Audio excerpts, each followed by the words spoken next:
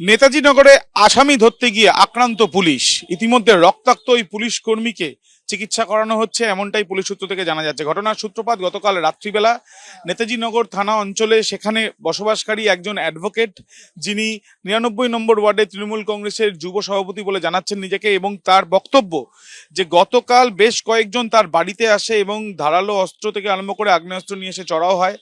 এরপর পুলিশকে খবর দিলে পুলিশ সেখানে গিয়ে যখন তাদেরকে ধরতে যায়, তারা পালিয়ে যায়। পরবর্তীকালে তাদেরকে যখন ধরা হয়, ঠিক এই যে বাঘাযতীন হাসপাতাল, বাঘাযতীন রাজ্য সাধারণ হাসপাতাল, সেখানে যখন নিয়ে আসা হয়, সেখানে কিন্তু সেখানে পুলিশের ওপরে আক্রমণ করা হয় এবং এই আক্রমণে একজন পুলিশকর্মী আহত হয়েছেন।